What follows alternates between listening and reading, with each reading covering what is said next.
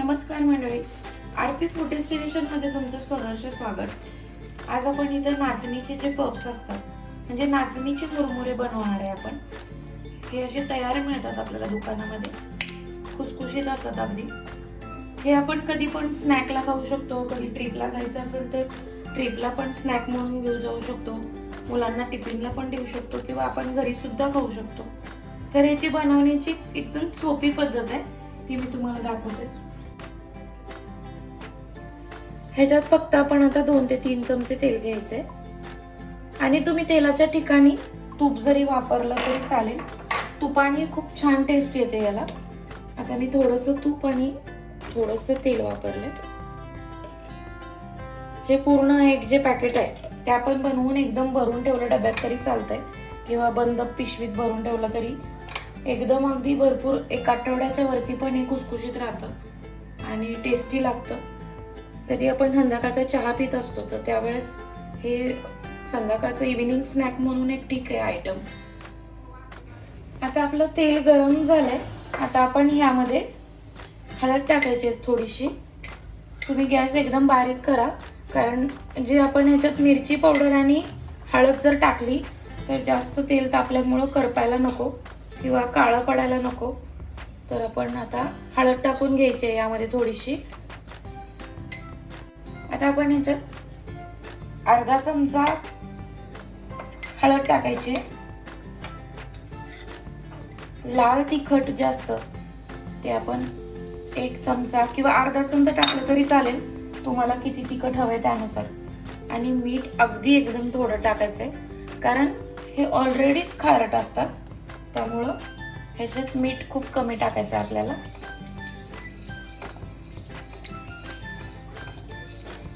आणि आता आपण हे असं तेलात थोडंसं परतून घ्यायचंय त्या मसाला। आणि आता आपण लगेचच त्याच्यात हे जे पप्स आहेत म्हणजे मुरमुरे आहेत ते आपण ह्याच्यात टाकून द्यायचे लगेच। आणि टाकून दिल्यानंतर लगेचच आपण याला मिक्स करायचं असं। तुम्ही ह्याच्यासाठी एक मोठं भांडं घेतलं तरी चालेल। मोठं भांडं घेतलं की एकदम अगदी व्यवस्थित असं परततं। आणि ह्याच्यात अजून एक प्रकार असतो ते म्हणजे गव्हाचे मुरमुरे असतात। हे झाले नाचणीचे, सेम दिसायला असेच असतात, फक्त पांढरा कलर आहे। तो पण मी तुम्हाला दाखवणार आहे बनवून।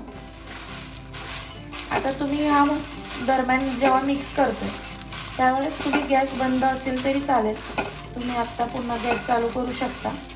आणि गॅस चालू करून एक 4-5 मिनिट अगदी व्यवस्थित असं परतून घ्यायचं याला, म्हणजे मिक्स करून घ्यायचं, म्हणजे अगदी व्यवस्थित असं सगळ्याला तो मसाला जो आहे तो लागतो।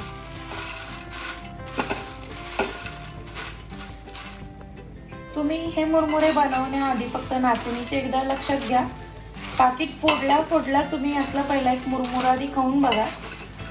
ह्याच्यात खूप म्हणजे खूप प्रमाणात मीठ असतं आधीच, तर त्यामुळे त्या हिशोबाने तुम्ही हे जेव्हा स्नॅक्स बनवताय त्यावेळेस त्याच हिशोबाने ह्यामध्ये तुम्ही मीठ टाका, नाहीतर अगदी असं खारट होऊन जाईल।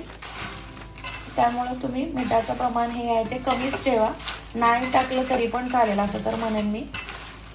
तर मस्त असा आपला हा स्नॅक्स आयटम जो आहे तो तयार झालाय। हा आपण मुलांना टिफिनला पण देऊ शकतो किंवा पिकनिकला जाताना सुद्धा आपण हे सोबत, जसं आपण मुरमुरे वगैरे घेतो तसं हा आयटम सुद्धा आपण सोबत खायला घेतला तर अगदी खूप छान आणि टेस्टी लागेल। तुम्ही नक्की एकदा ट्राय करून बघा। आता आपण परत त्याच कढईत बनवायचंय। ती कढई मी साफ करून घेतली, त्याच्यात आपण 3-4 चमचे तेल टाकूया आणि लगेचच आपण मगासारखंच थोडंसं तूप टाकायचं आपण ह्याच्यात।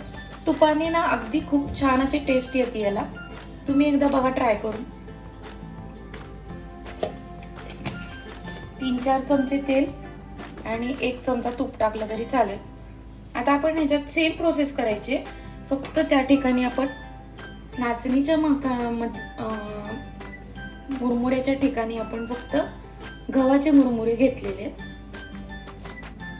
ह्याच्यात पण मीठ असतं, असं काही नाही की त्यात मीठ असतं आणि ह्यात मीठ नाहीये, पण ह्यात पण मीठ असतं। तुम्ही एकदा खाऊन बघा करण्याआधी आणि मग तुम्ही त्याच्या अंदाजाने मीठ टाकलं तर चालेल। आता आपण ह्याच्यात अर्धा चमचा हळद,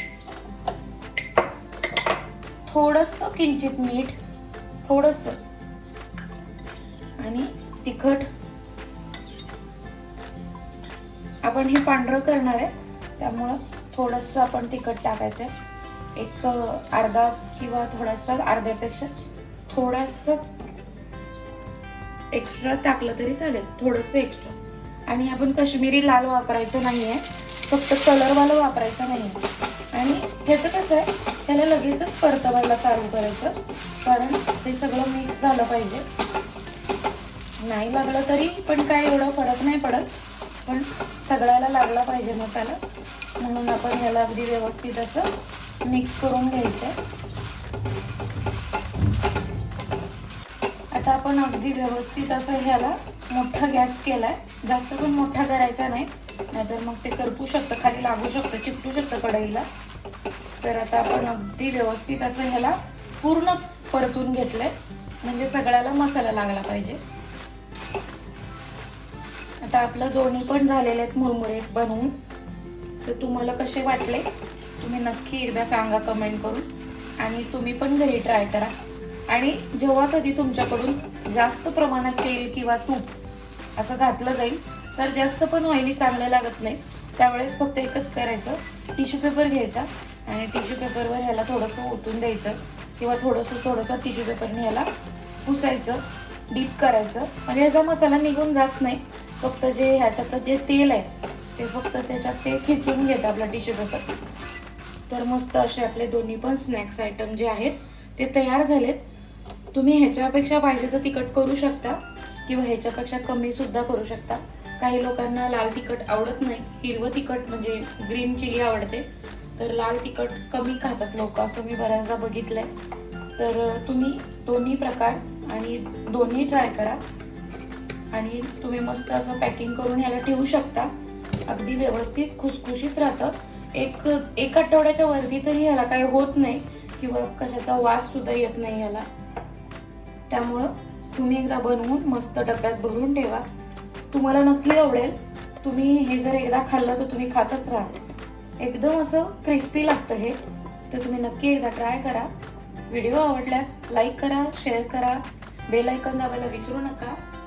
व्हिडिओ शेवटपर्यंत बघितल्याबद्दल धन्यवाद।